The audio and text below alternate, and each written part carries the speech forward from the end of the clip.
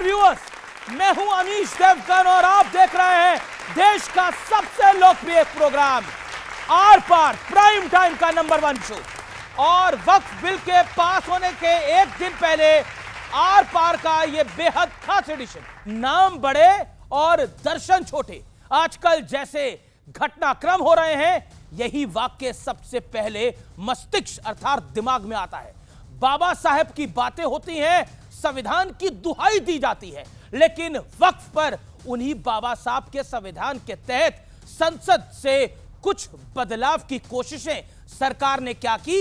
एक झटके में देश को बंधक बनाने का ऐलान करने लगे कुछ नेता। एक वर्ग को फिर से उकसाया जा रहा है हमारे मुल्क में।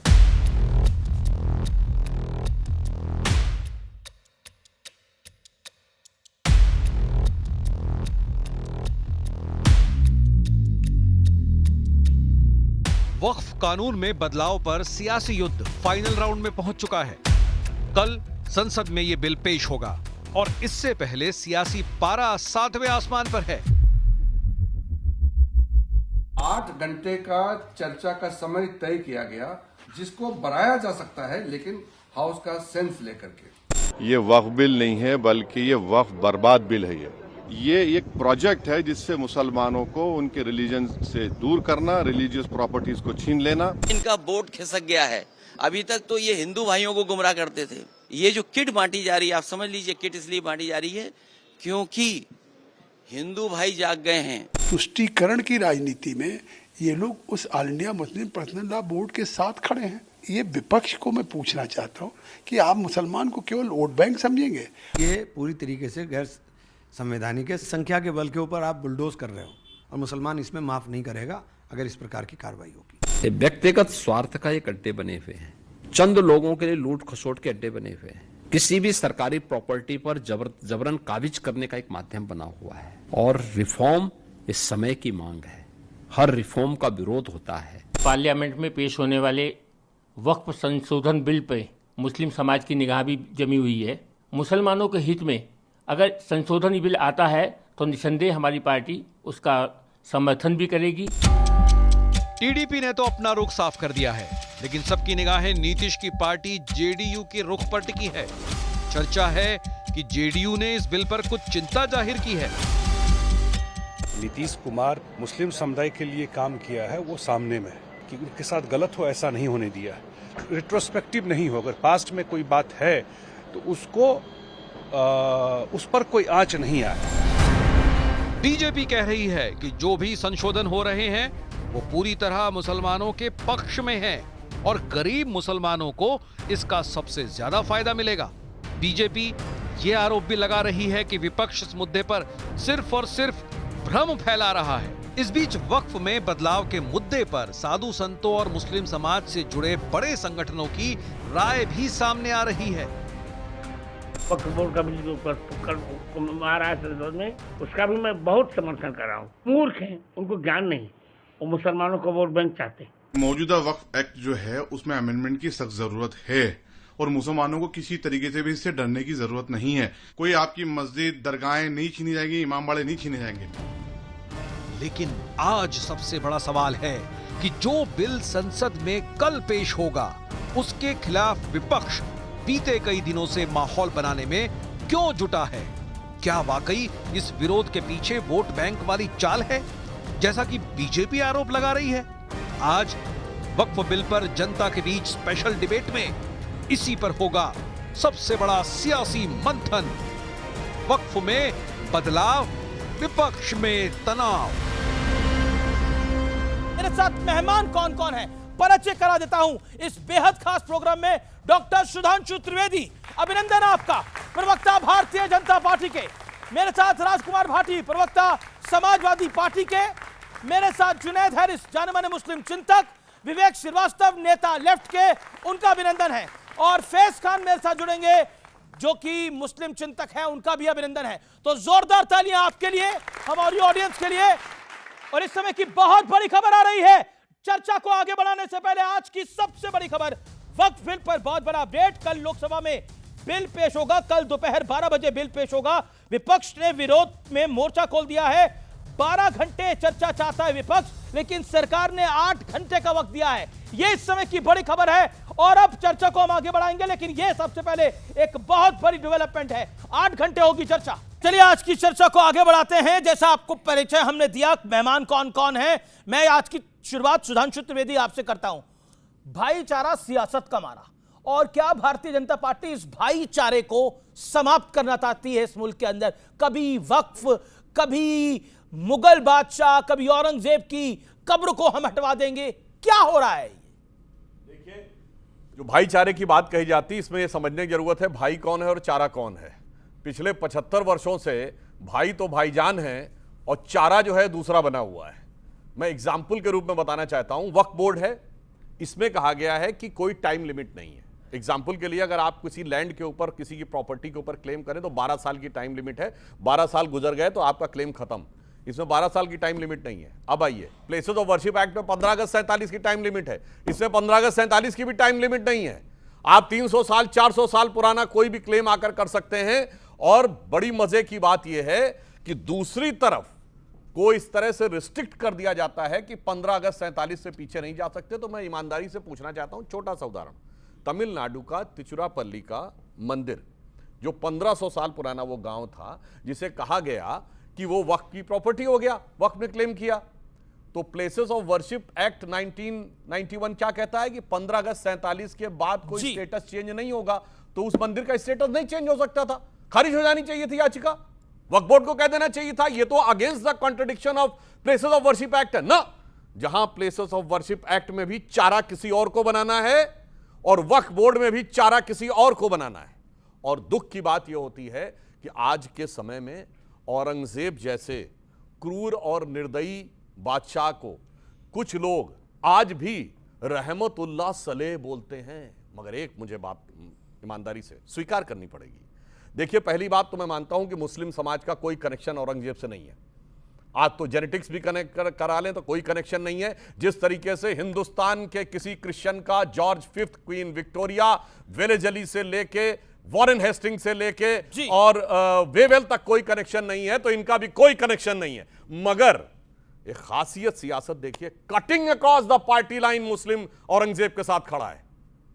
यहां तक कि हमारे सहयोगी जेडीयू में भी कोई बोल देता है, मगर cutting across the party line Hindu Ram के लिए नहीं खड़ा था। यह सोचने और समझने की बात है, भगवान राम के लिए नहीं खड़ा था और अनाप शनाप बातें भी बोल रहा था। इसलिए अंत में मैं सिर्फ एक बात कहना चाहूंगा, छोड़ दो भाई, किसी ने हिंदुओं के लिए क्या किया, मुसलमानों के लिए क्या किया, उसने अपने बाप के साथ क्या किया।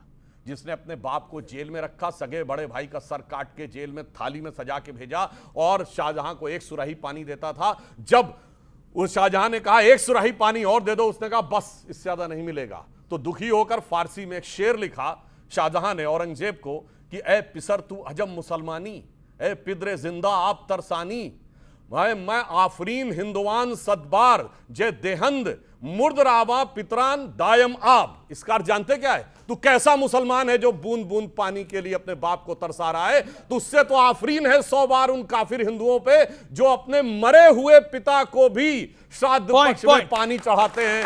मैं पूछ रहा हूं अपने दिल में क्या। ठीक है, यू मेड योर पॉइंट। आपने 2.25 मिनट के करीब बोला, यू मेड योर पॉइंट। मैं रुक करता हूं राजकुमार भाटिया आपका। वैसे मैंने थोड़ा फारसी बोला, अब इनको उर्दू के साथ फारसी भी सीख लेना चाहिए। जी, चलिए मैं रुक करता हूं Rajkumar Bhati. All said and done, ये पढ़े लिखे हैं, ये बात सही है। बिल्कुल। राजकुमार भाटी, मैं आपसे ये सवाल इसलिए पूछ रहा हूं क्योंकि आप कई बार अपनी पार्टी लाइन से भी बढ़ के बोलते हैं, और पॉइंट ये है कि आखिरकार मुगलों का गुणगान क्यों इस देश के अंदर, और सवाल सावरकर पर, सवाल छत्रपति शिवाजी महाराज पर क्यों? मतलब औरंगजेब से क्या लेना देना है हमारे देश के मुसलमानों का? बाबर से क्या लेना देना है हमारे देश के मुसलमानों का? मेरे प्रिय और सम्मानित भाई सुधांशु त्रिवेदी जी ने मुझे सलाह दी है कि मैं फारसी और उर्दू सीख लूं जी, लेकिन वो इस बात की गारंटी और दें कि बाबा फिर कठमुल्ला तो नहीं कहने लगेंगे मुझे, क्योंकि वो तो उर्दू सीखने वालों को कठमुल्ला कहते हैं। अब मैं आता हूं बिंदु पे, जो है उन्हें कहने की क्या जरूरत है। अब मैं बिंदु पे आता हूं। हमारे मित्र कई बार अपने राजनीतिक वोट के फायदे के लिए इतनी गलत बातें कह देते हैं। भगवान श्री राम की तुलना औरंगजेब या बाबर से करना मैं खुद का भी अपमान मानता हूं। भगवान राम का तो अपमान है ही, कहाँ श्री राम और कहाँ औरंगजेब। औरंगजेब से कैसे तुलना हो सकती है? श्री राम को इस देश में, आपने कहा श्री राम के लिए सब खड़े नहीं हुए, वो सवाल केवल एक जगह की लड़ाई को लेकर था। एक जगह नहीं, श्री राम जन्मभूमि को लेकर था। आपके लिए जगह होगी, हिंदुओं के लिए श्री राम जन्मभूमि है। इस तरह बीच में नहीं कूदना चाहिए। मेरी बात पूरी होने दो। पॉइंट है ये बड़ा। नहीं, फिर आप भी अपनी बात कहना, फिर सुधांशु जी भी कहेंगे। राम के लिए कोई ऐसा व्यक्ति भारत में नहीं है जो किसी न किसी रूप में, कबीर अवतारवाद में विश्वास नहीं करते थे, लेकिन राम को कबीर भी मानते थे। जो हमारे इकबाल साहब जो शायर हुए हैं, उन्होंने भी कहा है राम के वजूद पे हिंदुस्तान को नाज, अहले नजर समझते हैं उनको इमाम हिंद। नजीर अकबराबादी ने भी राम के समर्थन में लिखा है। रस खान ने श्री कृष्ण की भक्ति में क्या क्या सुंदर काव्य लिखे हैं, इतने किसी हिंदू ने भी नहीं लिखे होंगे। मानस हो तो वही रस खान, बसो ब्रज गोकुल गांव के ग्वारन, तो इतने अच्छे अच्छे छंद उन्होंने लिखे हैं। तो ये नहीं कह सकते। रही अब बात आते हैं मुगल पे, कि मुगल का तो शायद कुछ हजार मुगल होंगे अगर इस देश में हुए तो, अगर हुए तो। और मैंने तो एक अखबार में खबर पढ़ी थी कुछ साल पहले कि जो उसके बहादुर शाह जफर के वंशज कलकत्ता में रिक्शा चला रहे हैं, कहीं मजदूरी कर रहे हैं। मुगल का तो नाम निशान खत्म हो चुका। मुगल को तो जिंदा आप रखे हुए हो। मुगल को बार बार घुमा फिरा के देखिए। अब अगर बिंदु पे आएंगे आप, तो हमारे सुधांशु जी की भी एक वीडियो वायरल है जिसमें इन्होंने कहा कि शिवाजी ने 5 बार औरंगजेब से माफी मांगी थी। नहीं कहा है, दिखा दो शब्द माफी। मैंने तो ये कहा कि वीडियो वायरल है। वही कह रहे हैं, बगैर पढ़े आदमी 14 सेकंड के वीडियो निकाल दूंगा। निकालिए। जब तक मेरा मैं निकाल के सुनूंगा। ठीक है, अच्छा एक सेकंड, सावरकर ने अपनी किताब में लिखा है, संभाजी के बारे में बहुत अपमानजनक शब्द लिखे हैं जी। गोलवलकर जी ने भी अपनी किताब में जिक्र किया है, चरित्रहीन शब्द तक लिखा है। ठीक है, तो सवाल विवाद बनाने का नहीं है। हम ये कह रहे हैं, डंके की चोट पे कह रहे हैं, न औरंगजेब हमारे प्रेरणा स्रोत है, न कोई मुगल हमारा प्रेरणा स्रोत है। कार्रवाई कब, हमारे कार्रवाई कब? गांधी, अम्बेडकर, लोहिया है। 3 मिनट हो गए, 3 मिनट हो गए। ओके, वो पहली बात तो कहा गया कि भगवान राम से कोई बैर नहीं, वो तो जगह की बात थी। वो तो भगवान राम से बैर नहीं है, जगह की बात थी। क्रमवार जवाब मुगलों से कोई कनेक्शन नहीं है। कौन मुख्यमंत्री था एक इस देश का जिसने कहा था मैं बाबरी मस्जिद दोबारा बनवाऊंगा? मुलायम सिंह यादव। फिर कहते हैं कि राम मंदिर और उसकी बराबरी नहीं। और दूसरा, अब बिल्कुल फैक्ट बोलता हूं, सुनिए। इनकी पार्टी के एडिशनल एडवोकेट जनरल थे जफर याब जिलानी, जो समाजवादी पार्टी सरकार के सरकारी एडिशनल एडवोकेट जनरल थे, और उसी समय बाबरी मस्जिद एक्शन कमेटी के वकील के रूप में कोर्ट में खड़े होते। तो बोलो भाई, सरकारी वकील खड़ा होता था। इसलिए सोच समझ के बोलना चाहिए। सरेआम सबने बोला था। इसीलिए मैं बताना चाहता हूं, ये एक्चुअली में इन्होंने कहा कुछ हजार मुगल बचे होंगे। ये 2007 में औरंगजेब की मौत की 300वीं वर्षगांठ पे कितना बड़ा जलसा हुआ था। देखो, दिल्ली में कुछ हजार लोग आए थे। मैं पूछना चाहता हूं, दिल्ली में औरंगजेब के नाम के खानदान के नाम पे सड़क क्यों रखी गई थी? औरंगजेब के पूरे खानदान के नाम पे सड़क है। औरंगजेब रोड है, शाहजहां रोड है, जहांगीर रोड है, अकबर रोड है, बाबर रोड है, तुगलक रोड भी है मेरे भाई। ये क्यों रखी गई थी? इसीलिए मैं कहना चाहता हूं, हकीकत ये नहीं थी। हकीकत यह थी कि हर स्तर पर, और इन्होंने शिवाजी के लिए कहा तो शिवाजी महाराज के राजकवि भूषण ने ये शिवा बावनी में जो छत्रपति शिवाजी महाराज के दरबार में लिखी गई है, उसमें औरंगजेब के लिए लिखा है, कुंभकर्ण असुर अवतारी औरंगजेब, काशी और प्रयाग में दुहाई फेरी रब की, तोड़े देव देवालय शहर मोहल्ले के रे लाखों मुसलमान किए माला तोड़ी सब की, और काशी करबला होती मथुरा मदीना होती, शिवाजी ना होते तो सुन्नत होती सब की। ये मैंने सीधे सोर्सेस कोट किए। बिल्कुल आपने सोर्स को कोट करके बोला है। मैं राजकुमार भाटी फिर आपके पास आता हूं और 30 सेकंड 40 सेकंड का वक्त आपको देता हूं। क्या आपको लगता है कि जब आप बोलते हैं कि हमारा औरंगजेब से कोई मतलब नहीं है, हमारा मुगल से कोई मतलब नहीं है, लेकिन आपके नेता बयान देते हैं, और जो स्वर्गीय मुलायम सिंह यादव को कोट किया वो विधानसभा का दिया हुआ बयान है।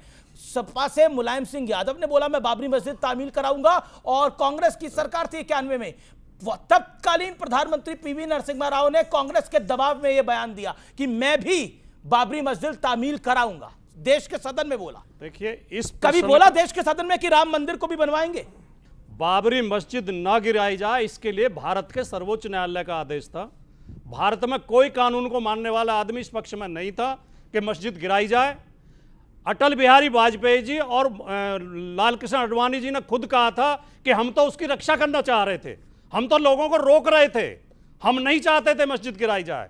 कल्याण सिंह जी ने गीता पे हाथ रख के सौगंध खा के कहा था कि हमारा हाथ नहीं है बाबरी मस्जिद गिराने में।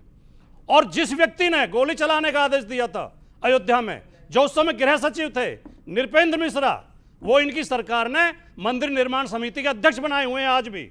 और नृपेंद्र मिश्रा ने अपने वक्तव्य में खुद कहा है कि गोली चलाने का आदेश मैंने दिया था। मुलायम सिंह यादव जी की अपनी सरकार में नहीं चलती। अरे क्या बात कर रहे हैं, मतलब मुख्यमंत्री आदेश नहीं देता, सेक्रेटरी बता। हाँ, मुख्यमंत्री आदेश नहीं देता। और मुलायम सिंह यादव ने 2017 मार्च में मुख्यमंत्री आदेश नहीं देता। उसके बाद में बोलूंगा। सुप्रीम कोर्ट का आदेश था मस्जिद को नुकसान न पहुंचने दिया जाए।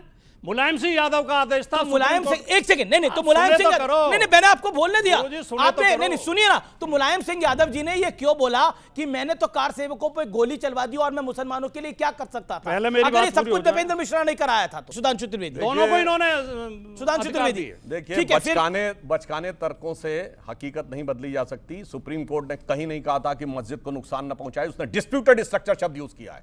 1993 के जजमेंट में देख लें, विवादित ढांचा शब्द है, कहीं पर भी उन्होंने मस्जिद शब्द का प्रयोग नहीं किया है। दूसरी बात, आप ये कहना चाहते हैं कि गोली, तो 2017 फरवरी में लखनऊ में कैंट विधानसभा में चुनावी सभा में अपनी बहू के लिए प्रचार करते हुए मुलायम सिंह ने यह बयान दिया कि मैंने 16 हिंदू मरवा दिए थे। मरवा दिए वर्ड बोला, ये नहीं कहा पुलिस फायरिंग में मर गए थे। इससे ज्यादा मैं मुसलमानों के लिए क्या कर सकता था, अगर 40 भी मर जाते तो गम नहीं था। और सदन के पटल पर मुलायम सिंह का बयान है कि 16 लोग मारे गए। और अगर आप कह रहे हैं कि होम सेक्रेटरी अपने मन से कर दिया, बर्खास्त किया होम सेक्रेटरी को, डिसमिस कर देना चाहिए था। ये बचकाने बयान होते हैं। मैं चर्चा को आगे बढ़ाता हूं। इसीलिए जी यहां पे मैं सिर्फ ये कहना चाहूंगा, हकीकत क्या है कि दिल में इनके कुछ और रहता। और मैं एक और बात बता दूं, मस्जिद को बचाने के लिए गोली नहीं चली थी। 30 अक्टूबर 1990 को कार सेवा थी, गोली नहीं चली थी। 2 नवंबर 90 को चली। और लास्ट में एक बात कह दूं, ये कहते हैं ना मस्जिद गिरा दी गई, मैं आपसे एक बात कहता हूं, एक बिल्डिंग खड़ी हो और बगैर बुलडोजर के, हाथ में कुदाल और फावड़ा लेके 11:30 बजे लोग अंदर गए और शाम 5 बजे तक वो क्रिकेट का मैदान बन गई। ये प्रैक्टिकली पॉसिबल है? मानो तो संयोग और मानो तो दैव योग। सोचने की बात है। 6 घंटे में आप बुलडोजर लगा के नहीं कर सकते साहब। आप कह रहे हैं कुदाल फावड़ा लेके, और वो जानते कैसी थी? वो ये वाली ब्रिक की मीट नहीं थी जिस दीवार को गिराना आसान होता है, वो लखौड़ी की ईंट थी जो ऐसे ऐसे करके रखी जाती थी। That is very strong. जो पुरानी बनती थी वो सब ढह गई। कुछ तो ईश्वरी चमत्कार था भाई साहब, मानिए या ना मानिए। इसीलिए मैं कहता हूं, जिस दिन शिलान्यास हुआ, सुनिए, गणेश जी दूध भी पी गए थे, वो भी ईश्वरी चमत्कार था। और क्या भैया, तभी तो, और उसके बाद ही हम लोगों की सरकार भी आ गई थी। अब मैं बताना चाहता हूं, 9 नवंबर 1989 को शिलान्यास हुआ, उस दिन देवोत्थानी एकादशी थी। 30 अक्टूबर 1990 को कार सेवा हुई, उस दिन देवोत्थानी एकादशी थी। अब भैया इसको संयोग मानो या जो मानो, 9 नवंबर 2019 को सुप्रीम कोर्ट का जजमेंट आया, 8 और 9 नवंबर को भी देवोत्थानी एकादशी थी। मानो तो मैं गंगा मां हूं, ना मानो तो बहता पानी। ओके, मैं रुक करता हूं आपका। एक बात बताइए, मुगलों के साथ प्यार, विपक्ष कहां जाके रुकेगा? देखिए, पहली चीज तो यह है कि तय कर लिया आप लोगों ने। आप देखिए, पहली चीज तो यह है कि इतिहास को इतिहास मानना सीखिए। अभी इन्होंने दैव योग शब्द यूज किया। दैव योग होता तो 800 साल आप कहां थे? आज आप यही एक गुस्सा निकालते रहते हैं हर इंटरैक्शन के अंदर, बीजेपी वाले, कि भाई 800 साल तक बाहर के आक्रांता आए, बाहर के आक्रांता आए, यहीं पे रहे, यहीं के बने, यहां का दलित मुसलमान बना। वो दलित जो मुसलमान बना उसने अपना क्रोध निकाला, ये सच्चाई है। इसको आप कब तक झुठलाते रहेंगे? झुठलाते रहिए। इस्लाम वर्सेस हिंदुइज्म इस मुल्क में कभी था ही नहीं। अच्छा। यह हमेशा दलित वर्सेस नॉन दलित था।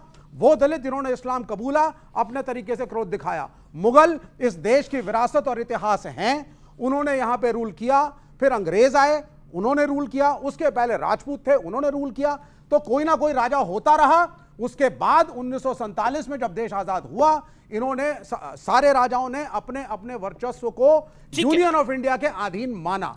यह कहा जाता है कि औरंगजेब बुरा राजा इसलिए था, उसने अपने पिता को कैद किया और अपने भाई दारा शिकोह को मारा। इससे ज्यादा बेरहम कौन हो सकता है?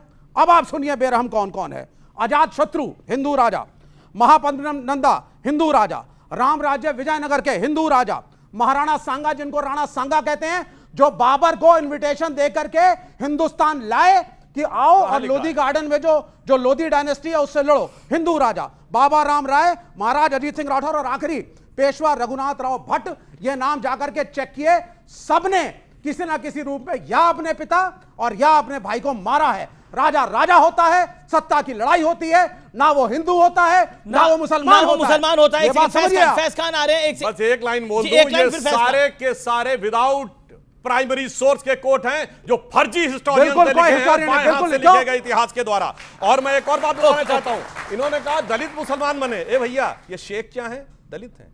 सैयद दलित हैं, पठान दलित हैं। मुस्लिम पर्सनल लॉ बोर्ड में एक पसमंदा मुसलमान बताइए आज की डेट में। और मैं कहना चाहता हूं मेरे भाई, अभी पाकिस्तान में इतना कन्वर्जन हो गया, बांग्लादेश में पिछले 70 सालों में, मेरे भाई बताओ ना, सब अपने आप कन्वर्ट हो गए, सारे दलित ही बचे रहे। जो हमसे सीए में मदद मांग रहे हैं 85% दलित हैं। जोगेंद्र नाथ मंडल ने लिखा दलितों के साथ अत्याचार हुआ। यही है वामपंथी छलावा जो सिर्फ हिंदू समाज में भेद करना है। सुनिए एक लाइन, टुकड़े टुकड़े करना है, फिर टुकड़े टुकड़े करके एक या दो टुकड़े को एक कट्टरपंथी टुकड़े के साथ गठबंधन करना है, फिर सत्ता के एक टुकड़े पे कब्जा करना। तो दलित की समस्या कभी थी ही नहीं। जी चलिए, ये जो विवेक जी ने बात बोली फैज खान साहब, इस पर आपका काउंटर पॉइंट क्या है? इन्होंने बोला राजा तो राजा होता है, 800 साल राज किया, मुगल इतने खराब तो नहीं थे। बिस्मिल्लाहिर्रहमानिर्रहीम, रब्बी इश्रह ली सदरी व यस्सिर ली अमरी वहलुल उक़दतन मिन लिसानी यफ़क़हू क़ौली। अस्सलामु अलैकुम रहमतुल्लाहि व बरकातहू। जय श्री राम, भारत माता की जय। देखिए, यहाँ पर 4 प्रकार की विचारधारा है। जब बीजिंग में बारिश होती है तो दिल्ली में छतरी लेकर घूमते हैं। दूसरी विचारधारा है, मेरी गर्दन पर छुरी भी रख दो तो मैं भारत माता की जय नहीं कहूँगा। तीसरी विचारधारा है जो राम भक्तों पर गोलियां चलवाती है। और चौथी यानी कि सबसे मजबूत विचारधारा अखंड भारत की यहाँ पर मौजूद है। और पहले ही कहा कि लेफ्ट के हिस्टोरियन ने बहुत छुपाने का प्रयास किया, फिर भी इरफान हबीब को यह कहना पड़ा प्रत्यक्ष रूप से, मंगोल कभी नहाते नहीं थे, क्रूर दरिंदे थे। हजरत अमीर खुसरो के जरिए से लिखा है और उन्हीं की वंशावली है कि जब वो किसी को मारते थे तो पहले खून पीते थे, उन्हीं की वंशावली मुगल कहलाई। उन्हीं इरफान हबीब ने लिखा है, इरफान हबीब ने लिखा है।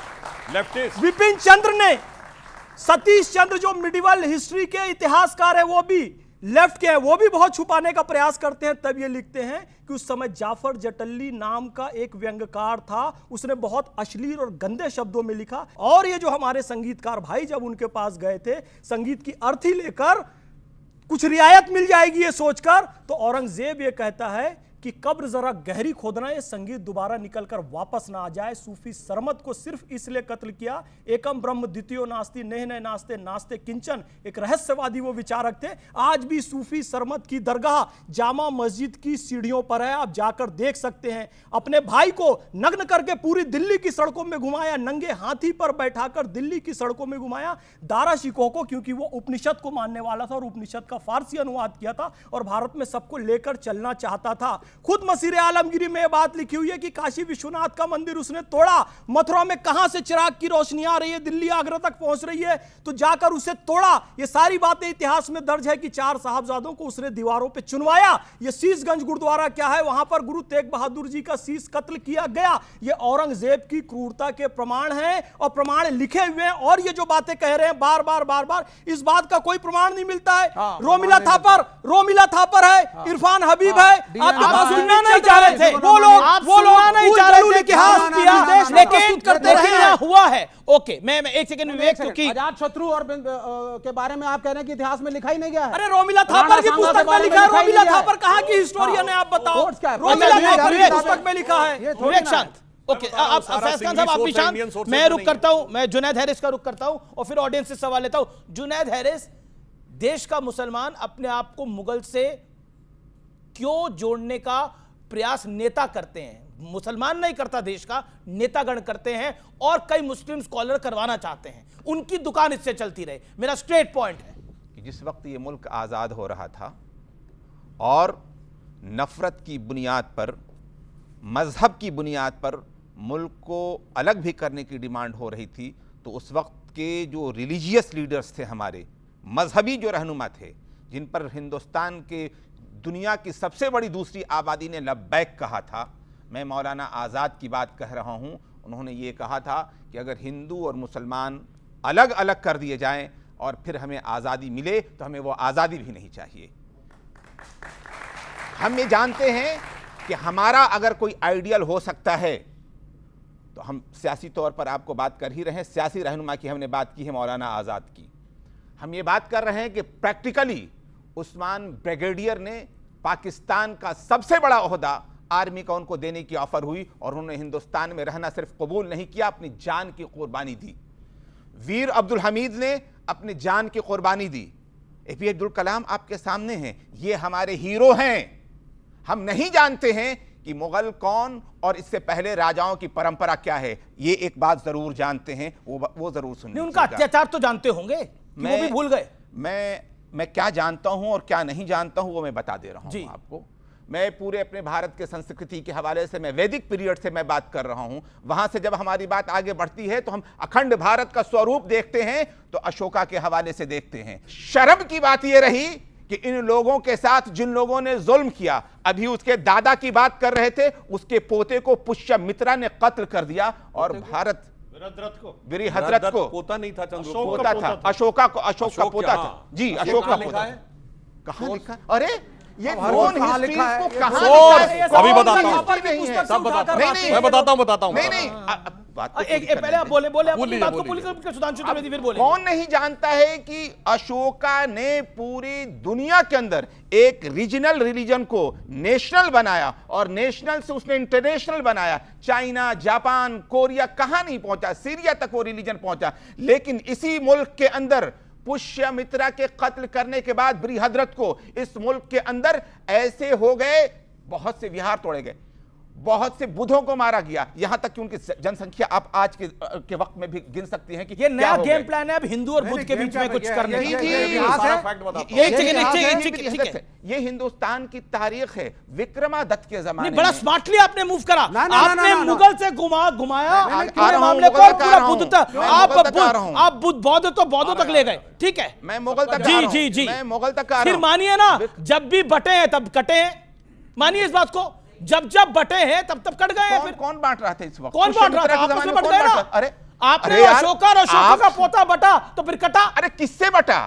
किसकी वजह से बटा? किसके? मुसलमान आए ही नहीं थे। ओके, अरे किससे बटा? अभी मुसलमान भारत में आए ही नहीं थे, प्रॉफिट मोहम्मद तक पैदा नहीं हुए थे। एक सेकंड। अरे भाई 270 कब्ल मसीह जो है बीसी में अशोका हो रहा है और शिवाजी, जब शिवाजी और जयसिंह में बहुत अच्छी बात इन्होंने कही, यहीं से मैं बताता हूं। अच्छा, अब आप आगे आइए। इनके मुंह से क्या निकला? अब मैंने सोर्स क्यों पूछा था। पुष्यमित्र के बारे में जो बातें बोली जाती हैं, वो किताब का नाम है अशोकावदान, जो अशोक की ऑटोबायोग्राफी मानी जाती है। अशोक हुए 273 बीसी में और पुष्यमित्र हुआ 185 बीसी में, यानी अशोक के 90 साल बाद। जी, ये अशोक के 90 साल बाद होने में अशोक की बात मैंने की है। मेरी बात सुनो, मेरे पूरे भाई बात सुनो ना। अशोकावदान में उल्लेख है, अशोक की ऑटोबायोग्राफी में पुष्यमित्र चुंगा कैसे गया? जैसे 2000 साल बाद कोई कहे गांधी की ऑटोबायोग्राफी में मोदी का नाम है। ये है, इसीलिए मैंने सोर्स कोट करने को कहा था। इसीलिए मैं कहता हूं ये लोग चुन कर, और उसमें क्या क्या लिखा गया है। अगर ये माने तो उस अशोकावदान के अनुसार तो अशोक कलिंग युद्ध से पहले बहुत हो गया था। इस्लाम डिटेल में नहीं जाते, छोड़िए। मगर मैं एक बात कहना चाहता हूं, अब सुनिए आराम से। इन्होंने बुद्ध की बात कही तो मैं कोट करना चाहता हूं। बाबा साहब अंबेडकर ने लिखा है, writings and speeches of Baba Saheb Ambedkar, published by Maharashtra government in 1987, republished by ministry of social justice in central government January 2014 UPA government में। उसमें चैप्टर नंबर 9 है डिक्लाइन ऑफ बुद्धिज्म। उसके फर्स्ट पेज पे लिखा है, there is no doubt about it that the destruction of Buddhism was due to the brutal invasion of Musalman. कोई if and but नहीं है। और जो इन्होंने कहा कि बौद्ध धर्म के साथ क्या हुआ, तो ये बाबा साहब ने लिखा है कि आप कहते हैं ना, इस्लाम में कहा जाता है मूर्ति पूजा मतलब बुत परस्त, मूर्ति भंजक मतलब बुत शिकन। बाबा साहब ने लिखा है कि जब वहां से इस्लाम निकला तो आज का जो Syria, Iraq, Afghanistan, Kazakhstan, Kyrgyzstan, सब जगह भगवान बुद्ध की मूर्तियां थी और उनके लिए मूर्ति का मतलब बुद्ध हो गया। ये बुद्ध शब्द का अपभ्रंश है। ये बाबा साहब अंबेडकर ने अपनी किताब में लिखा हुआ है, इसलिए कोई इफ एंड बट नहीं रह जाता। और आज सुनिए, बाकी छोड़ दीजिए। भगवान बुद्ध की अभी सबसे बड़ी मूर्ति थी, दुनिया की सबसे बड़ी प्रतिमा, 2001 अफगानिस्तान में बामियान में किसी को परेशान कर रही थी क्या? तोप लगा के किसने उड़ाया?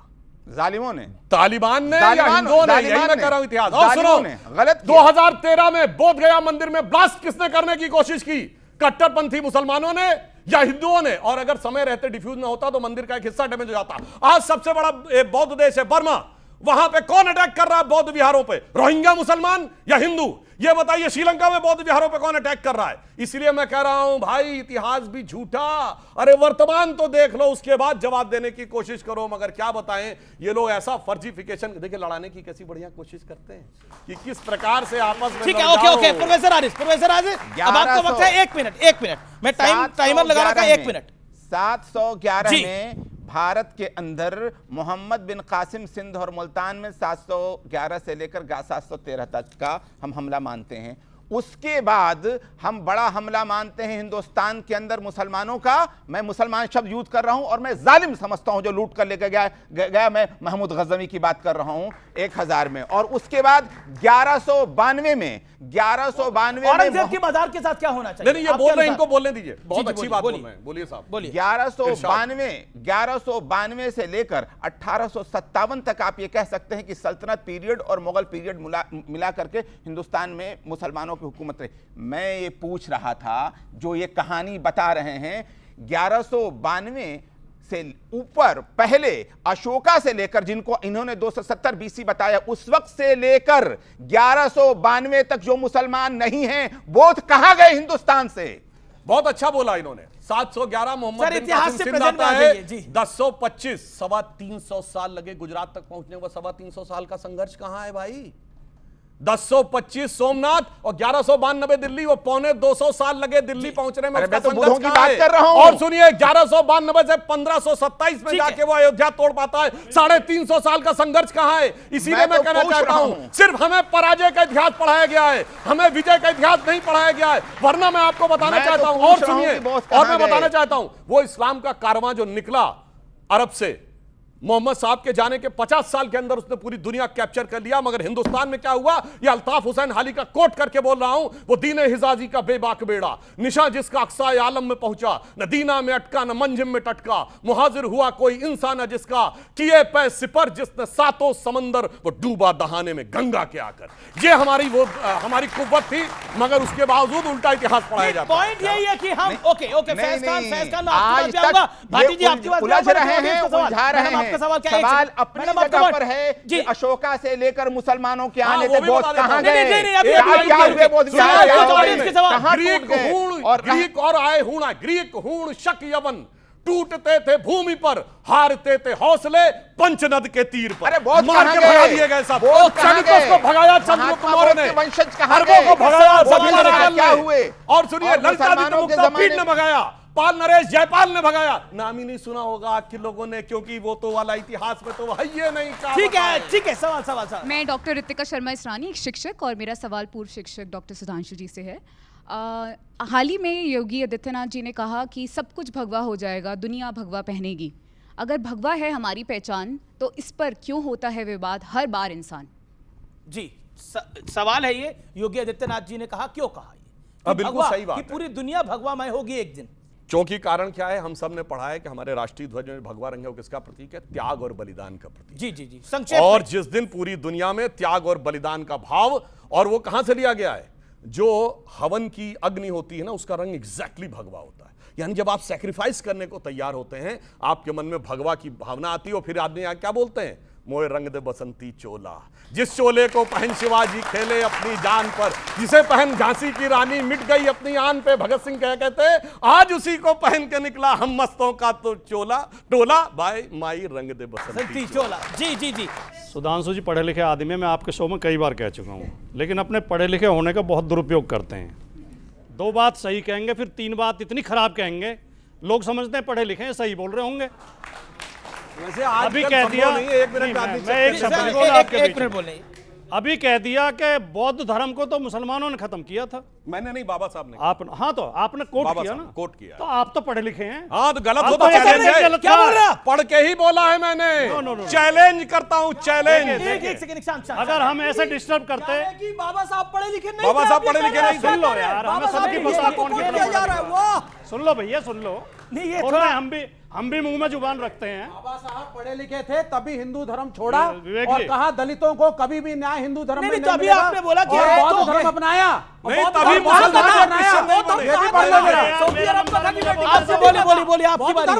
फैज खान साहब, जैन शायद धर्म मेरा भारत निवेदन का था, है। सिख धर्म भारत का है। ओके फैज खान साहब, अब एक ऑब्जेक्शन आया कि बाबा साहब भी तो पढ़े लिखे थे, वो आपने क्यों बोला ये? दूसरी बात इन्होंने कही, मैंने तो सुधांशु जी से सुना नहीं, वो बाबा साहब तो मुझे मिले ही नहीं, ना उनका फोन नंबर मेरे पास। वो हमारा एक बाबा वो तो रावण से फोन पे अपने कैमरामैन देखिए, मैं किसी के बीच में नहीं बोला था। ओके, अगर इस तरह चिल्लाओगे तो कोई फायदा नहीं। मैं ओके, भाटी अगर मैं चाहता तो मैं भी नहीं बोलना ओके, देता बोलिए आपको। बोलिए मैं एक शब्द किसी के बीच में नहीं बोला। ओके, बोलिए आप इसे रखिए, जब आपका नंबर आए तब दिखाना। ओके, हमारे पास ही बहुत कुछ है दिखाने के ओके, लिए। ठीक है। चलिए, दूसरी बात बोली, चंद्रगुप्त मौर्य ने शक, हूण, मुगल, मंगोल सबको मार के भगा दिया था पंचनदी तक। चंद्रगुप्त मौर्य ने खाली नहीं, आपने कहा, मैंने कहा चंद्रगुप्त मौर्य कभी बिहार से बाहर गया नहीं था। शक, शक, हूण कब आए हैं? चंद्रगुप्त मौर्य के बहुत बाद आए हैं। मैंने सेल्यूकस चंद्रगुप्त हुआ है सेल्यूकस बोला 600 ईस्वी, आप सुनने का, मैंने सेल्यूकस बोला, सेल्यूकस रिकॉर्डिंग देखिए, आप अगर आप अरे भाई आप गलत कोट कर रहे हैं, मैंने सेल्यूकस बोला। आप ऐसा करते नहीं, आप सेल्यूकस बोला और आप पे भी असर हो गया क्या दूसरे पर? भाई मैंने सेल्यूकस बोला, अभी मैं चैलेंज करता हूं रिकॉर्डिंग बोला, क्या बोला था? मैंने सेल्यूकस बोला था, सेल्यूकस को अफगानिस्तान तक मार के भगाया। जो शर्त चाहे लगा सकता हूं। चलो शर्त लगाइए, शर्त वाला कार्यक्रम नहीं है। शर्त वाला कार्यक्रम नहीं है। सेल्यूकस को मार और के भगाया। सेल्यूकस भी चंद्रगुप्त मौर्य के टाइम में हुआ है। शकून आए हैं पहली शताब्दी के आसपास। न शकों को किसी ने भगाया, न हूणों को भगाया, न यूची को भगाया, न मुगलों को भगाया। सब यहीं आए इस देश में, यहीं बस गए। हूण भी यहीं है, हमारे बीच मिले हुए हैं। हमारे हाँ, हमारे बीच में है हूण। बिल्कुल, ये हंसने की बात नहीं है। है। सुधांशु जी कृपया आप ऐसा ना करें। आपके इस देश में एक छवि है, ठीक है, वो हूण हमारे बीच में है। आपने मिले हुए आदम गोंडवी को? नहीं, हमें कोई इतिहासकार नहीं थे, आदम गोंडवी इतिहासकार नहीं थे। हमें कोई हूण, कोई अच्छा इतिहासकार नहीं थे वो। चलिए आदम गोंडवी को भी सुन। हाँ, हमें कोई हूण, कोई शक, कोई मंगोल है। दफन है जो बात, अब उस बात को मत छेड़िए। हम किसी भी पार्टी को समर्थन करते हो, किसी को भी वोट देते हो, ये देश तरक्की तब करेगा जब हम शांति से रहेंगे, मेलजोल से रहेंगे। इस देश में हम ऐसी घटनाएं बहुत उठा सकते हैं। देश में संविधान लागू हुआ 1950 में। 1950 से पहले जितने भी शासक थे वो किसी कानून को नहीं मानते थे। वो सब शोषक थे, सब अत्याचारी थे, सब हिंसा करते थे, सब तलवार के बल पर राजा बने। किसी एक की एक दो घटना को उठा के आपस में नफरत फैलाना ये समझदारी का काम नहीं है। अगर हम बताने लगेंगे, कौन से इतिहासकार की किताब में नहीं है पुष्यंग मित्र ने वृद्धरथ की हत्या की थी? किसी भी इतिहासकार की उठा लें, कौन से इतिहासकार की किताब में नहीं है कि बिंबिसार की हत्या अजातशत्रु ने की थी? मतलब आप कह रहे हैं कि औरंगजेब को फिर वही बात, आप औरंगजेब पे ले जाओगे। बिल्कुल लेकर आऊंगा। मैं औरंगजेब का आपके नेता ने बोली, बिल्कुल लेकर आऊंगा। औरंगजेब आप कह रहे हैं कि औरंगजेब को बाकी राजाओं से कंपेयर करते हैं। औरंगजेब की कब्र को बाकी राजाओं के साथ औरंगजेब की कब्र को उठाओ, समुद्र में फेंक दो। मुझे क्या मतलब? मैं उसका वकील नहीं हूँ। मोदी है तो मुमकिन है, उसका वकील नहीं हूँ। मोदी है तो मुमकिन है। हाँ, मोदी है तो मुमकिन है। ये समाजवादी पार्टी का ऑफिशियल स्टैंड है। औरंगजेब की कब्र को उठाएं और समंदर में फेंक दें। उठाओ, फेंको, फेंक दे, पक्का। मैं भी साथ चलूंगा, मैं भी साथ चलूंगा। फेंको। अब मैं बिल्कुल ये कहूंगा, देखिए भाटी साहब, मैंने पुनः कहा ये समाजवादी पार्टी के सबसे पढ़े लिखे व्यक्ति हैं। इनके राष्ट्रीय अध्यक्ष मेरे सामने इनकी प्रशंसा कर चुके हैं, ये मैं ईमानदारी से कह रहा हूं। मगर साहब, बाबा साहब अंबेडकर को मत जुटलाइए। अपने कैमरामैन से कहूंगा फोकस करिए। चैप्टर 9 है decline and downfall of Buddhism. अब मैं एज इट इज पढ़ देता हूं ताकि कोई गुंजाइश ना रहे। लास्ट की फर्स्ट पेज की लास्ट वो है, there can be no doubt about that the fall of Buddhism in India was due to the invasion of the Musalmans. Islam came out as the enemy of the बुत।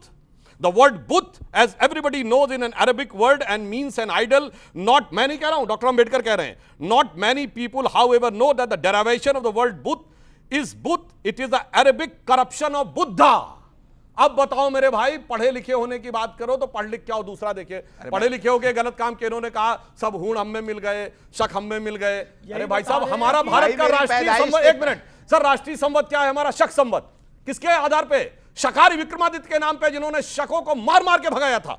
अब आइए हूणों के लिए कहते हैं प्रयाग की प्रशस्ति है समुद्रगुप्त की, जिसमें लिखा हुआ हूणर्यस्य समागतस्य समरे दौर्यभान धरा कंपिता, मार मार कर हूणों को भगाया गया। क्या बात करने की कोशिश करते हो? जो अदम गोंडवी जी को कोट किया, जिन अदम गोंडवी को इन्होंने कोई शक हो हूण में है, तो अदम गोंडवी जी की एक कविता जो बहुत बार बता चुका हूं, वो शेर इनके नजर करता हूं कि काजू भुना है प्लेट में, विस्की गिलास में, उतरा है रामराज विधायक निवास में, और पक्के समाजवादी है, तस्कर हो या डकैत, कितना असर है खादी के उजले लिबास में। समाजवादी थे और समाजवादियों के लिए तस्कर और डकैत शब्द लिखा, सही लिखा था ना। और सूत्रों के हवाले से कांग्रेस का बहुत बड़ा दावा है कि विपक्ष को लामबंद करके बिल का जबरदस्त विरोध करेंगे कल सदन के अंदर।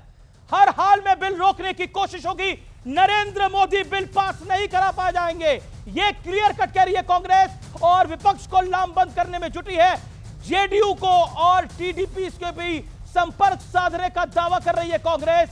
कुल मिलाकर बहुत बड़ी खबर है, बिल का जबरदस्त विरोध करेगी कांग्रेस। हर हाल में बिल को रोकने का प्रयास होगा, हर हाल में बिल को रोकने का प्रयास होगा। यह बड़ी डेवलपमेंट है इस समय, और यह बहुत बड़ी खबर आ गई है इस समय। वक्फ जैसा कानून आप सनातन बोर्ड को भी दे दीजिए, सब बराबर बराबर है। मैं चाहता हूं इस देश का हर मंदिर सरकारी कंट्रोल में आए, जैसे वक्फ नहीं सरकारी कंट्रोल में कैसे, ये तो और उल्टा। ओके फैज खान। देखिए मैं स्पष्ट कर, पहले एक बात इनकी मैं क्लियर कर दूं, दलितों को मंदिर में नहीं घुसने दिया जाता है, ये किताबी बातें नहीं करो, मैं प्रैक्टिकल कहता हूं। मेरा नाम मोहम्मद फैज खान है, मैंने पूरे देश की 15,000 किलोमीटर 30 महीने में पद यात्रा की है। तिरुपति बालाजी भी गया और रामेश्वरम का मंदिर भी गया, वहां के पुजारियों ने आकर मेरे नाम के साथ मेरा स्वागत किया और शिवलिंग के पास भी लेकर गए और मेरे हाथ से लेकर जल भी चढ़ाया। नाम है मोहम्मद फैज खान, तो झूठ बोलना बंद करो। लेकिन ये भी सत्य है, ये भी सत्य है, नहीं पीते थे, ये भी सत्य है, ये भी झूठ मत बोलिए। अरे किताबी दलितों के साथ में निकलो, घटाओं में नहा कर देखो, जिंदगी क्या है, किताबों को हटा कर देखो, और फासला नजरों का धोखा भी तो हो सकता है। चांद जब चमके जरा हाथ बढ़ा कर देखो। अरे हो सकता है तुम्हारी किताबी बातें हो सकती है, किताबी बातें यही तो कह रहे निदा धूप में निकलो। मैं होकर आ गया सुधांशु भैया, तिरुपति बालाजी गया हूं, मैं गया हूं केदारनाथ गया हूं, मैं गया हूं केदारनाथ गया हूं, मैं गया हूं काशी विश्वनाथ गया हूं, मैं गया हूं माता वैष्णो देवी गया हूं। मुझे बोला मैं रामेश्वर गया, रामेश्वरम गया, रामेश्वरम जी में मैं गया। आप गए हो रामेश्वरम जी में? गए? मैं क्यों जाऊं? फिर वो जाना जरूरी है। क्यों जाऊं? मुझे किसी ने नहीं रोका, वो जाना जरूरी है, किसी ने नहीं रोका। मतलब गए नहीं, देश का डेवलपमेंट नहीं करा, वहां पर पूजा करना ना करना, ये मेरे और ईश्वर के बीच की बात है। बिल्कुल आप अपने और ईश्वर के बीच में ही रखिए। मैं यहाँ पे आप तो ईश्वर को मानते ही नहीं हैं। अगर मैं यहाँ पे बोलता, आप ईश्वर को मानते हैं? अगर मैं बोलता, एक सेकंड विवेक, एक सेकंड 10 सेकंड में जवाब। आप ईश्वर को मानते हैं, हाँ या ना?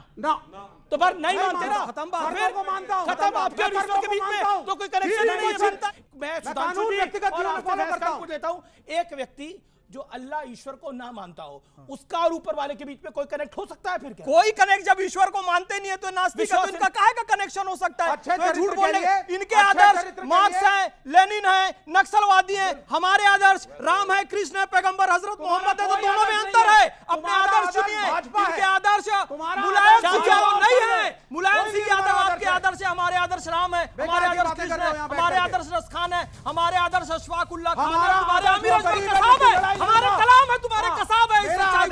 ठीक है, एक अध्यात्म के नजरिए से, अध्यात्म के नजरिए से, क्योंकि आपको राजकुमार भाटी को मैं मानता हूं बड़े, आप दोनों सुधांशु बोले। मेरा एक मानना है, आप में से कोई भी, चाहे नमाज पढ़ता हो, मुसलमान हो, हिंदू, कोई भी, आपके ईश्वर के बीच की व्यक्तिगत ये एक वार्ता होती है ना। आडंबर करने से, ज्यादा दिखाने से, ढोंग करने से ईश्वर नहीं मिलने। ठीक है, बिल्कुल ढोंग करने से ईश्वर नहीं मिलने वाला, ढोंग किसी को करना भी नहीं चाहिए। अरे एक बात बताइए, ईश्वर है ही नहीं तो कहां से ईश्वर मिलेगा? जब कह रहे हैं मैं एक स्पिरिचुअल जर्नी होती है, अगर किसी का विश्वास ही नहीं है, कोई मानता नहीं है, तो फिर ईश्वर पे विश्वास ही नहीं है उसका, तो फिर ईश्वर से कनेक्शन कैसे होगा? देखिए मैं एक बात तो ये कहना चाहूंगा कि अभी जिस विषय पे कह रहे थे, देखिए जानते क्या होता है, जो इन्होंने बोला कि ईश्वर को नहीं मानते हैं, उसके बावजूद धार्मिक विषय के ऊपर जोर जोर से बहस करते हैं। देखिए फ्रेजेस कैसे गढ़े जाते हैं, जैसे आपने शब्द सुना होगा लेफ्ट लिबरल, एक लेफ्ट कंट्री नहीं है जो लिबरल हो, मगर फेस गढ़ दिया जाता है लेफ्ट लिबरल। ये वैसा ही है जैसे कोई कहे मैं आस्थावान नास्तिक हूं, तो ये आस्थावान नास्तिक आपको नजर आ रहे हैं, ये भक्त नास्तिक नजर आ रहे हैं जो आके बोलते हैं। हाँ तो बता रहा हूं, अब सुनिए।